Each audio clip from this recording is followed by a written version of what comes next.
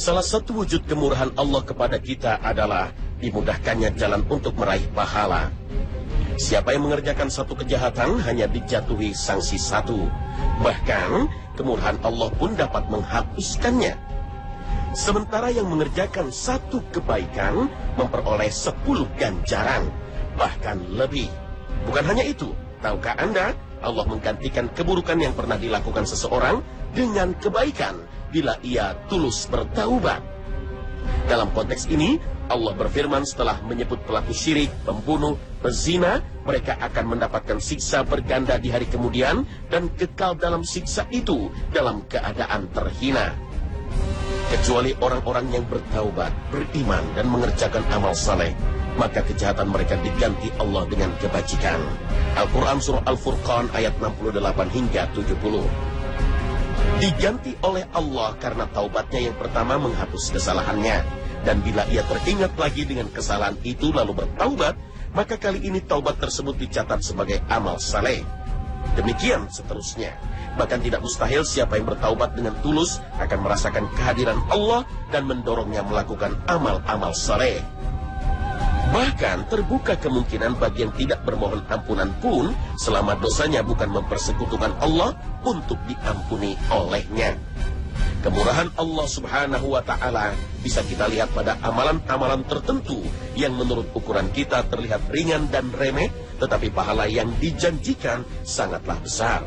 Oleh karena itu, kita dilarang untuk meremehkan perbuatan baik sekecil apapun.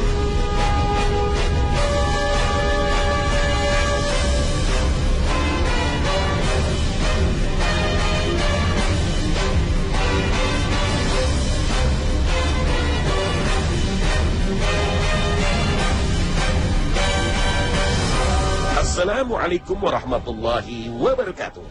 Selamat pagi pemirsa Trans 7. Firsana, Ensiklopedia Islam Dunia, pagi ini kembali hadir ke hadapan Anda untuk berbagi informasi Islami. Semoga menginspirasi dan menjadi motivasi aktivitas Anda hari ini. Di antara amalan yang mudah dan ringan dikerjakan, tapi besar timbangan dan pahalanya di sisi Allah Subhanahu wa Ta'ala adalah membaca zikir. Rasul Shallallahu Alaihi Wasallam memberikan tuntunan pada kita dalam sabdanya. Ada 2 kalimat yang dicintai oleh Allah, ringan di lidah dan berat di timbangan, yaitu bacaan Subhanallahi wa bihamdihi, Subhanallahil azim. Maha suci Allah dan dengan memujinya, Maha suci Allah yang maha agung. Hadis riwayat Al-Bukhari. Dalam kesempatan lain, Rasul Shallallahu Alaihi Wasallam bersabda, barang siapa di waktu pagi dan sore membaca Subhanallahi wa bihamdihi 100 kali, maka tidak ada seorang pun yang datang pada hari kiamat dengan membawa pahala yang lebih baik dari pahala yang dia bawa, kecuali orang yang membaca seperti yang dia baca atau lebih banyak. Hadis riwayat Muslim. Suatu ketika Rasul Shallallahu Alaihi Wasallam bertanya pada para sahabatnya, apakah seorang di antara kamu tidak mampu mengerjakan 1000 kebaikan dalam setiap harinya? Salah seorang sahabat yang ikut duduk bersama beliau bertanya, bagaimana cara salah seorang di antara kami dapat mengerjakan 1000 kebaikan?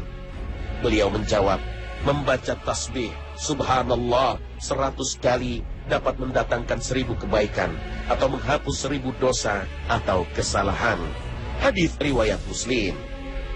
Istri Nabi Juwairiyah binti Al-Harith radhiyallahu anha menuturkan bahwa pada suatu pagi Nabi Shallallahu Alaihi Wasallam keluar rumah untuk melakukan sholat subuh. Waktu itu Juwairiyah ada di tempat sholatnya. Ketika Nabi datang kembali setelah melakukan sholat duha, Juwairiyah masih duduk. Nabi berkata, engkau masih tetap dalam keadaan di waktu tadi saya tinggalkan? Juwairiyah menjawab, iya. Nabi Shallallahu Alaihi Wasallam lalu bersabda, sejak meninggalkanmu tadi, aku mengucapkan 4 kalimat sebanyak 3 kali. Andai kata kalimat-kalimat itu ditimbang dengan kalimat-kalimat yang telah kau ucapkan hari ini, niscaya kalimat-kalimat yang aku ucapkan itu akan lebih berat daripada yang kau ucapkan. Kalimat-kalimat itu ialah Subhanallah wa bihamdihi, adada khalqihi, wa ridha nafsihi, wa zinata arshihi, wa midada li kalimatihi. Maha suci Allah dan dengan mengucapkan puji-pujian padanya, sebanyak bilangan makhluknya, sesuai dengan keridhaan zatnya, seberat timbangan arsy-Nya, dan sebanyak kalimat-kalimatnya. Hadis riwayat Muslim.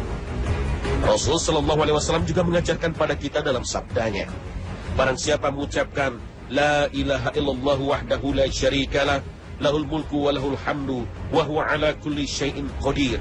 Tiada Tuhan melainkan Allah yang Maha Esa, tiada sekutu baginya. Baginya adalah semua kerajaan dan puji-pujian, dan Allah adalah Maha Kuasa atas segala sesuatu. Sebanyak 10 kali, maka ia adalah sebagaimana seorang yang memerdekakan 4 jiwa dari keturunan Ismail. Hadis riwayat Bukhari. Selain bacaan-bacaan tasbih dalam zikir, Nabi Shallallahu Alaihi Wasallam juga menganjurkan untuk membaca istighfar. Beliau bersabda, barang siapa yang rajin beristighfar, maka Allah akan berikan jalan keluar setiap ada kesulitan. Allah berikan penyelesaian setiap mengalami masalah. Dan Allah berikan rezeki yang tidak disangka-sangka. Hadis riwayat Abu Dawud. Rasul Shallallahu Alaihi Wasallam dalam sabdanya juga mengajarkan pada kita, barang siapa yang memintakan ampunan bagi kaum beriman lelaki dan perempuan, niscaya Allah akan menuliskan baginya kebaikan sejumlah lelaki dan perempuan yang beriman. Hadis riwayat Tabarani. Inilah sekelumit dari sekian banyak bacaan zikir yang ringan diucapkan, tapi berat di timbangan. Tidak ada investasi yang lebih menguntungkan dibanding menginvestasikan harta untuk kepentingan akhirat. Bagaimana tidak? Bukankah Allah Ta'ala telah berfirman? Perumpamaan orang yang menginfakkan hartanya di jalan Allah seperti sebutir biji yang menumbuhkan 7 tangkai. Pada setiap tangkai ada 100 biji. Allah melipat gandakan bagi siapa yang Dia kehendaki. Dan Allah Maha Luas, Maha Mengetahui. Al-Quran Surah Al-Baqarah ayat 261. Perhitungan dan kalkulasi keuntungan yang sangat menggiurkan. Ayat ini mendorong kita agar ringan berinfak. Bukankah jika kita menanam sebutir biji di tanah, tidak lama kemudian akan mendapatkan benih tumbuh berkembang, sehingga menjadi tumbuhan yang menumbuhkan buah yang sangat banyak? Kalau tanah yang diciptakan Allah memberikan sebanyak itu, apakah kita masih ragu menanamkan dan menginvestasikan harta kita di tangan Allah? Apakah keyakinan kita kepada tanah melebihi keyakinan kita kepada pencipta tanah? Firman Allah terkait dengan angka 7 yang menyebutkan yang menumbuhkan 7 tangkai.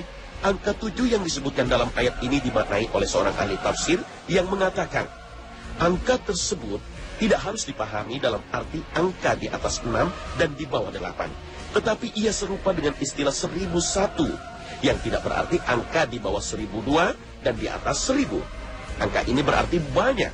Bahkan pelipat gandaan itu tidak hanya 700 kali, tetapi lebih dari itu. Karena Allah terus-menerus melipat gandakan bagi siapa yang Dia kehendaki. Jangan menduga Allah tidak mampu memberi sebanyak mungkin. Bagaimana mungkin Dia tidak mampu? Bukankah Allah Maha Luas anugerahnya? Jangan juga menduga Dia tidak tahu siapa yang bernafkah dengan tulus di jalan yang diridhoinya. Yakinlah bahwa Dia Maha Mengetahui. Rasul Shallallahu Alaihi Wasallam juga bersabda, barang siapa menyedekahkan seharga kurma dari hasil yang baik, karena Allah tidak menerima kecuali hal-hal yang baik, sungguh Allah menerima sedekah itu dengan tangan kanannya dan memelihara sedekah itu untuk pemiliknya, sebagaimana seseorang di antara kalian memelihara kudanya sampai sedekah itu bertambah menjadi seperti gunung. Hadis riwayat Bukhari. Inilah pilihan investasi yang ditawarkan Allah Subhanahu wa Ta'ala. Tidakkah kita tergiur dengan keuntungan yang kita peroleh? Bukan masalah jika kita hanya mampu bersedekah dengan sesuatu yang sedikit. Karena hanya bersedekah dengan sebutir kurma saja, Allah akan memelihara sedekah itu sampai menjadi seperti gunung. Yang lebih penting adalah bagaimana kita bisa menjaga ketulusan niat ketika bersedekah. Lihatlah para sahabat Rasul. Pahala yang mereka dapatkan dari bersedekah dengan sesuatu yang sedikit lebih banyak dari pahala yang didapatkan oleh orang yang bersedekah dengan segunung emas. Apa rahasianya? Karena motivasinya, karena ketulusan hati mereka dalam bersedekah. Janganlah menganggap remeh amal kebaikan sekecil apapun. Boleh jadi Anda sedang tertidur, sedangkan pintu langit diketuk puluhan doa untuk Anda. Doa dari seorang pengemis, fakir miskin, dan janda lanjut usia yang telah kita bantu meskipun sedikit. Doa dari orang yang telah kita hibur dari kesedihannya. Doa dari orang yang lewat di jalan yang telah kita hadiahkan kepadanya sebuah senyuman yang tulus. doa dari seorang kuli bangunan atau tukang becak yang kita berikan segelas air putih, doa dari seorang yang telah kita tunjukkan kepadanya alamat yang dicarinya, ucapan terima kasih, dan doa dari seorang nenek yang menghibah uang Rp1.000 namun kita memberinya Rp5.000. Subhanallah. Seorang sahabat Nabi, Abu Hurairah radhiyallahu anhu, telah menyampaikan pada kita akan wasiat yang pernah diterima dari Rasul sallallahu alaihi wasallam. Ia menuturkan, kekasihku Muhammad sallallahu alaihi wasallam mewasiatkan kepadaku 3 perkara. Puasa 3 hari setiap bulan, ayyamul bid, salat duha 2 rakaat, dan salat witir sebelum tidur. Hadis riwayat Bukhari dan Muslim. Dalam riwayat lain, Abu Hurairah radhiyallahu anhu berkata, kekasihku Muhammad mewasiatkan kepadaku 3 perkara yang aku tidak meninggalkannya, agar aku tidak tidur kecuali setelah melakukan sholat witir, agar aku tidak meninggalkan 2 rakaat sholat duha, karena ia adalah sholat awwabin, serta agar aku berpuasa 3 hari setiap bulan. Hadis riwayat Ibnu Huzaimah. Yang dimaksud dengan awwabin adalah orang-orang yang taat. Merutinkan sholat duha dengan demikian berarti menjadikan seseorang dicatat sebagai orang-orang yang taat. Sholat duha 2 rakaat nilainya sama dengan 360 sedekah. Cukup untuk memenuhi sedekah setiap ruas anggota badan kita. Rasul sallallahu alaihi wasallam bersabda, setiap pagi, setiap ruas anggota badan kalian wajib dikeluarkan sedekahnya. Setiap tasbih adalah sedekah. Setiap tahmid adalah sedekah. Setiap tahlil adalah sedekah. Setiap takbir adalah sedekah. Menyuruh kepada kebaikan adalah sedekah. Dan melarang berbuat munkar adalah sedekah.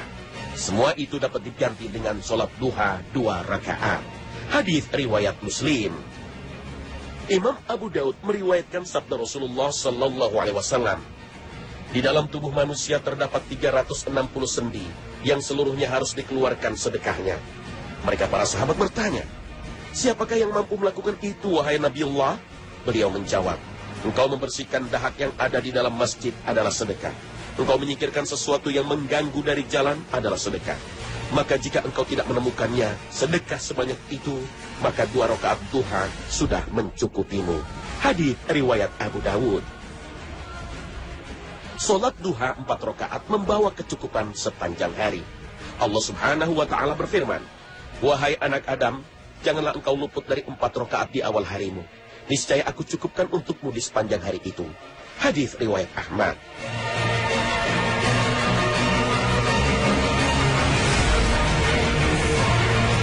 Suatu hari Rasulullah SAW mendengar para sahabatnya membicarakan tentang ghanimah, harta rampasan perang. Maka beliau menunjukkan amal yang lebih banyak daripada ghanimah itu. Barang siapa berwudu kemudian pergi pada waktu pagi ke masjid untuk melaksanakan sholat duha, maka hal itu adalah peperangan yang paling dekat, ghanimah yang paling banyak, dan kembalinya lebih cepat. Hadis riwayat Tirmizi dan Ahmad. Penjelasan hadis ini mengisyaratkan keutamaan sholat duha terkait dengan rezeki. Bahwa siapa yang mengamalkan sholat duha, yang mendapatkan lebih banyak dari harta rampasan perang, baik dalam hal jumlah banyaknya harta maupun keberkahannya. Melakukan sholat duha 2 rakaat atau 4 rakaat tentu tidaklah berat. Tidak akan memakan waktu lebih dari 15 menit. Bagi yang bekerja, boleh jadi khawatir akan mengganggu pekerjaannya. Namun tidak tahukah kita bahwa sholat sunnah tidak harus dilakukan dengan posisi berdiri.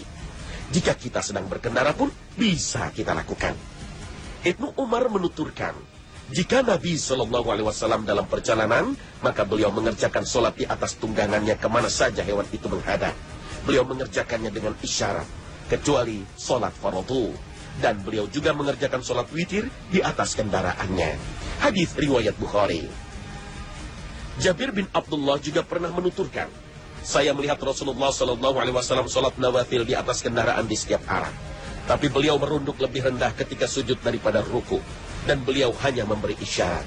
Hadis riwayat Ahmad. Dengan demikian, sholat ini bisa dilakukan di tempat kerja atau bahkan dalam perjalanan. Apalagi jika menggunakan kendaraan pribadi dan diantar oleh sopir.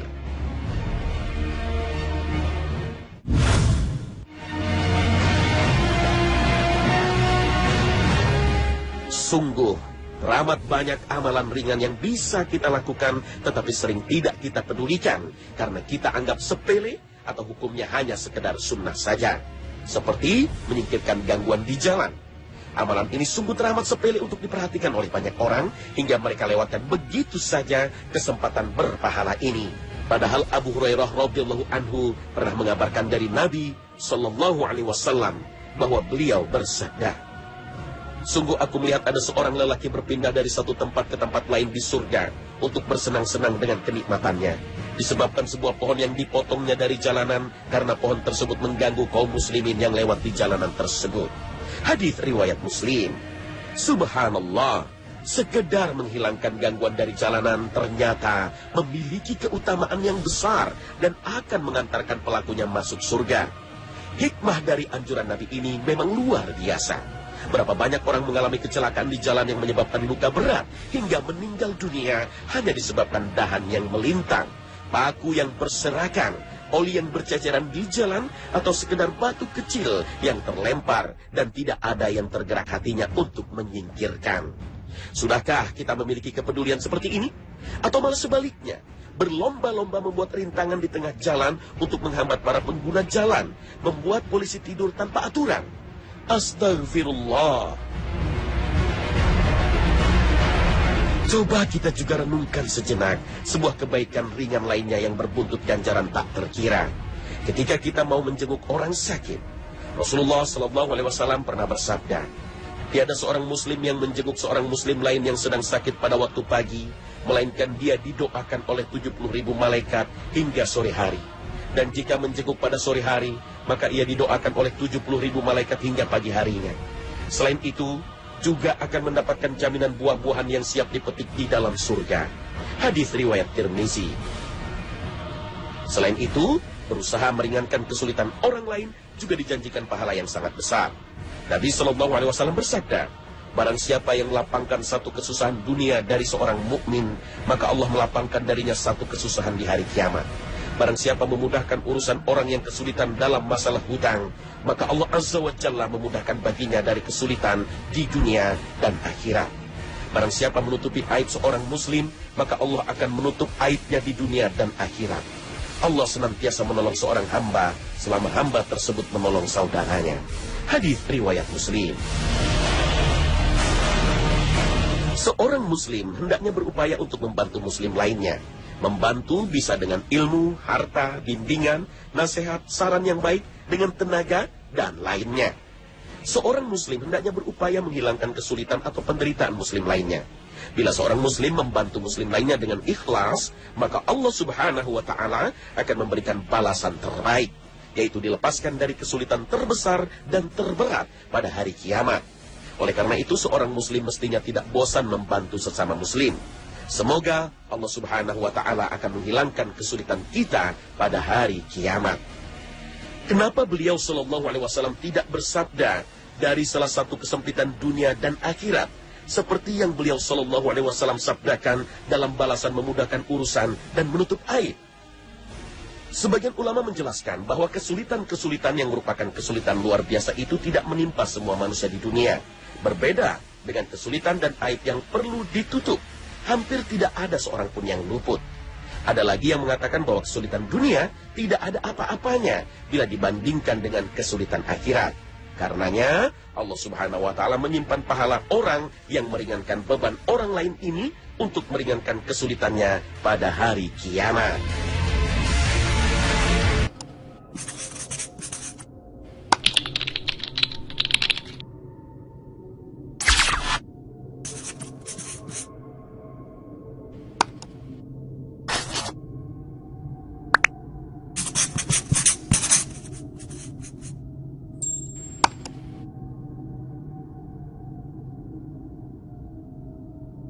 Dekat, ganimah yang paling banyak dan kembalinya lebih cepat.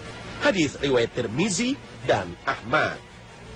Penjelasan hadis ini mengisyaratkan keutamaan sholat duha terkait dengan rezeki, bahwa siapa yang mengamalkan sholat duha yang mendapatkan lebih banyak dari harta rampasan perang, baik dalam hal jumlah banyaknya harta maupun keberkahannya. Melakukan sholat duha 2 rakaat atau 4 rakaat tentu tidaklah berat, tidak akan memakan waktu lebih dari 15 menit. Bagi yang bekerja, boleh jadi khawatir akan mengganggu pekerjaannya. Namun, tidak tahukah kita bahwa sholat sunnah tidak harus dilakukan dengan posisi berdiri? Jika kita sedang berkendara pun, bisa kita lakukan. Ibnu Umar menuturkan, jika Nabi SAW dalam perjalanan, maka beliau mengerjakan sholat di atas tunggangannya kemana saja hewan itu menghadap. Beliau mengerjakannya dengan isyarat, kecuali sholat fardu. Dan beliau juga mengerjakan sholat witir di atas kendaraannya. Hadis riwayat Bukhari. Jabir bin Abdullah juga pernah menuturkan, saya melihat Rasulullah SAW sholat nawafil di atas kendaraan di setiap arah. Tapi beliau merunduk lebih rendah ketika sujud daripada ruku. Dan beliau hanya memberi isyarat.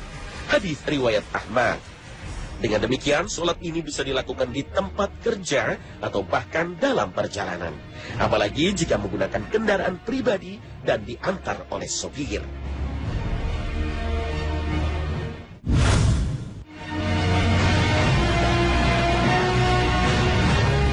Sungguh, teramat banyak amalan ringan yang bisa kita lakukan, tetapi sering tidak kita pedulikan, karena kita anggap sepele atau hukumnya hanya sekedar sunnah saja. Seperti menyingkirkan gangguan di jalan. Amalan ini sungguh teramat sepele untuk diperhatikan oleh banyak orang, hingga mereka lewatkan begitu saja kesempatan berpahala ini. Padahal Abu Hurairah radhiyallahu anhu pernah mengabarkan dari Nabi Shallallahu Alaihi Wasallam bahwa beliau bersabda, sungguh aku melihat ada seorang lelaki berpindah dari satu tempat ke tempat lain di surga untuk bersenang-senang dengan kenikmatannya. Disebabkan sebuah pohon yang dipotongnya dari jalanan karena pohon tersebut mengganggu kaum muslimin yang lewat di jalanan tersebut. Hadis riwayat Muslim. Subhanallah, sekedar menghilangkan gangguan dari jalanan ternyata memiliki keutamaan yang besar dan akan mengantarkan pelakunya masuk surga. Hikmah dari anjuran Nabi ini memang luar biasa. Berapa banyak orang mengalami kecelakaan di jalan yang menyebabkan luka berat hingga meninggal dunia hanya disebabkan dahan yang melintang, paku yang berserakan, oli yang berceceran di jalan, atau sekedar batu kecil yang terlempar dan tidak ada yang tergerak hatinya untuk menyingkirkan. Sudahkah kita memiliki kepedulian seperti ini?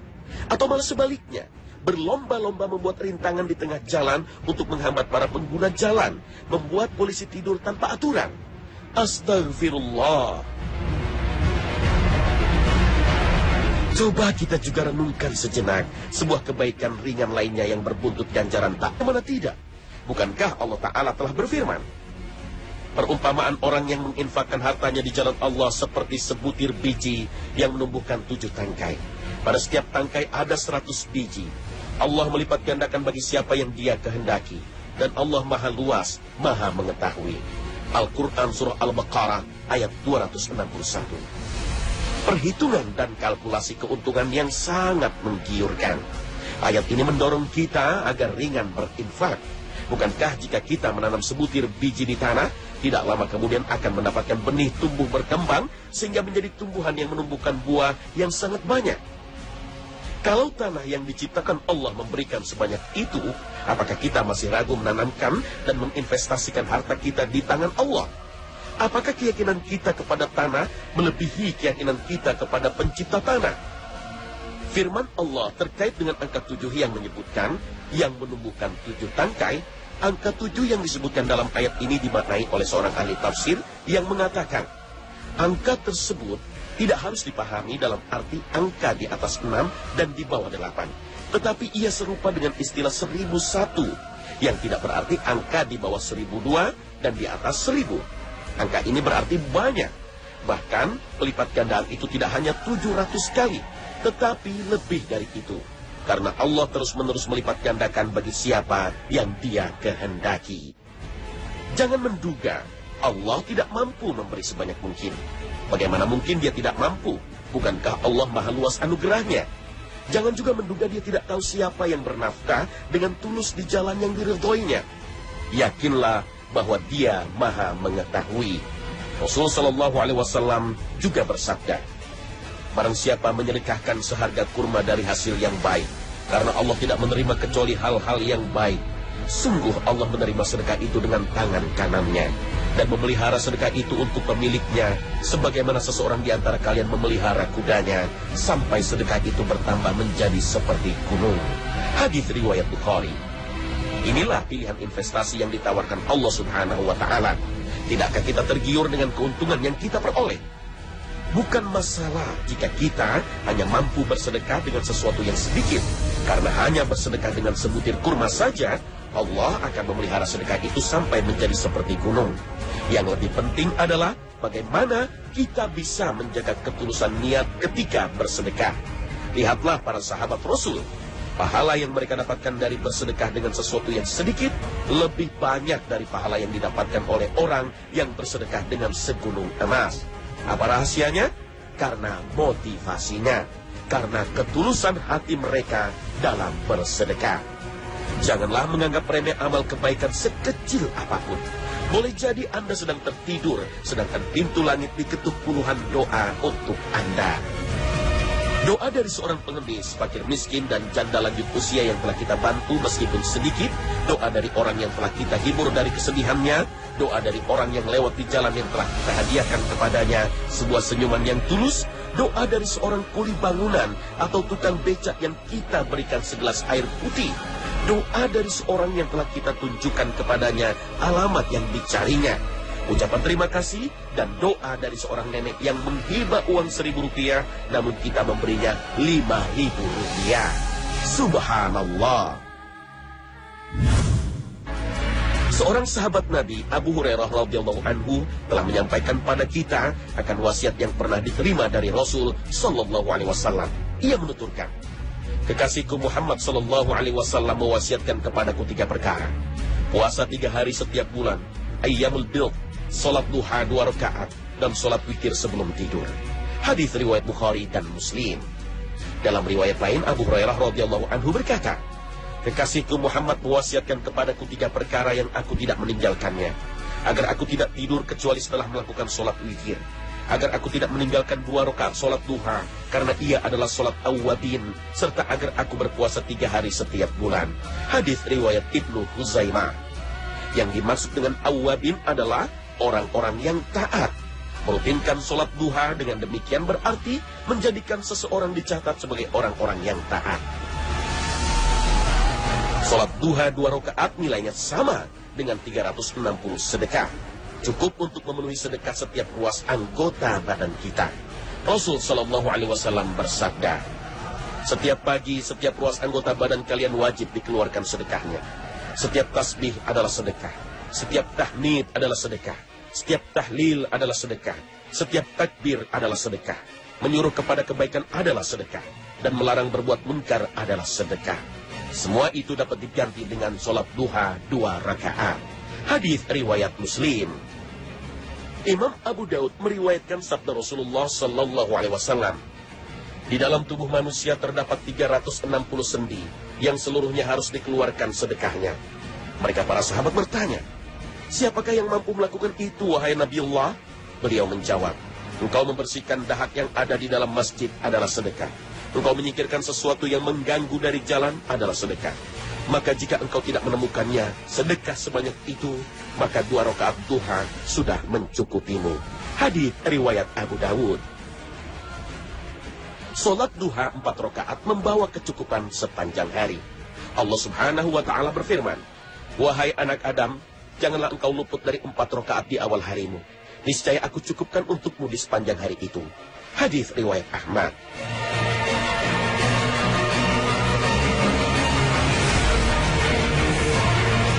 Suatu hari Rasulullah SAW mendengar para sahabatnya membicarakan tentang ghanimah, harta rampasan perang. Maka beliau menunjukkan amal yang lebih banyak daripada ghanimah itu. Barang siapa berwudu kemudian pergi pada waktu pagi ke masjid untuk melaksanakan sholat duha, maka hal itu adalah peperangan yang paling dia baca atau lebih banyak. Hadis riwayat Muslim. Suatu ketika Rasulullah SAW bertanya pada para sahabatnya, apakah seorang di antara kamu tidak mampu mengerjakan 1000 kebaikan dalam setiap harinya? Salah seorang sahabat yang ikut duduk bersama beliau bertanya, bagaimana cara salah seorang di antara kami dapat mengerjakan 1000 kebaikan?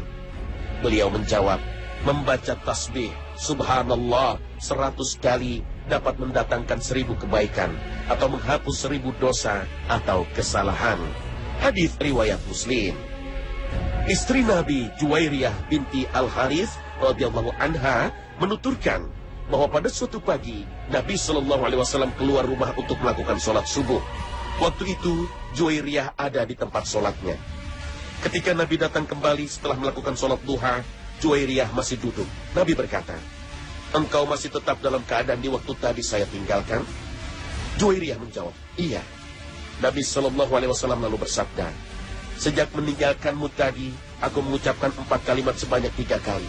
Andai kata kalimat-kalimat itu ditimbang dengan kalimat-kalimat yang telah kau ucapkan hari ini, niscaya kalimat-kalimat yang aku ucapkan itu akan lebih berat daripada yang kau ucapkan.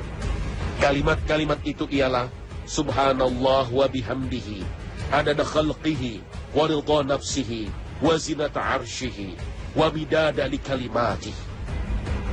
Maha suci Allah, dan dengan mengucapkan puji-pujian padanya sebanyak bilangan makhluknya, sesuai dengan keridhaan zatnya, seberat timbangan arsy-Nya, dan sebanyak kalimat-kalimatnya.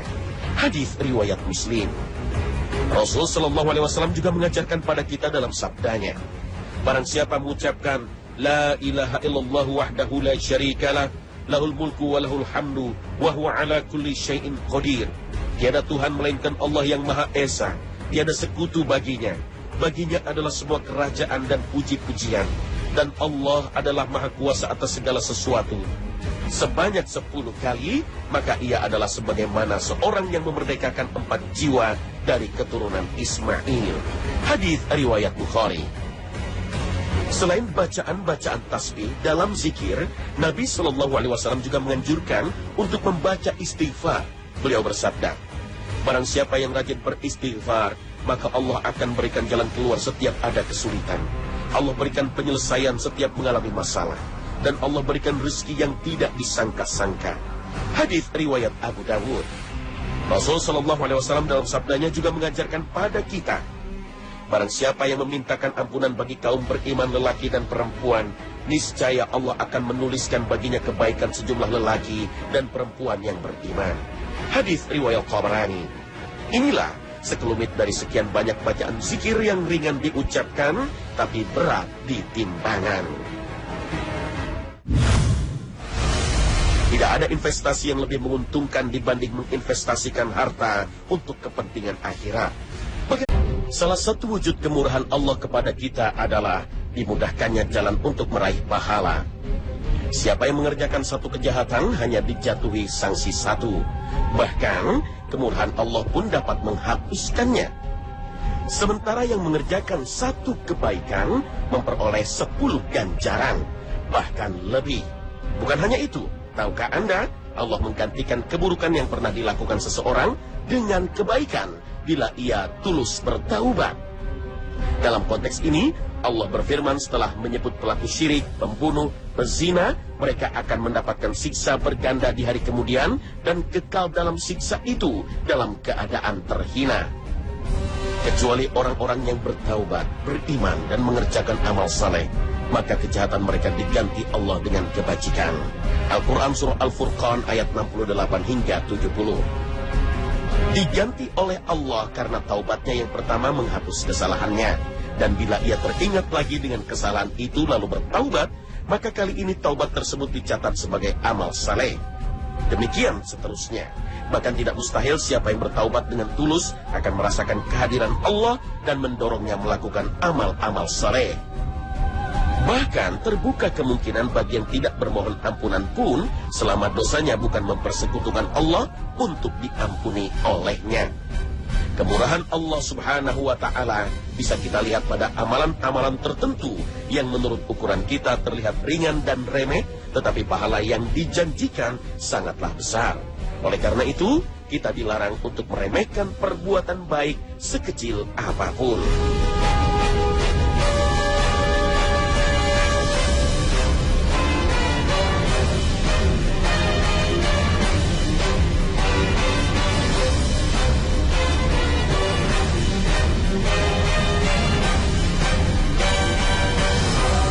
Assalamualaikum warahmatullahi wabarakatuh. Selamat pagi pemirsa Trans 7. Khazanah Ensiklopedia Islam Dunia pagi ini kembali hadir ke hadapan Anda untuk berbagi informasi Islami Semoga menginspirasi dan menjadi motivasi aktivitas Anda hari ini. Di antara amalan yang mudah dan ringan dikerjakan, tapi besar timbangan dan pahalanya di sisi Allah Subhanahu wa Ta'ala adalah membaca zikir. Rasul Shallallahu Alaihi Wasallam memberikan tuntunan pada kita dalam sabdanya.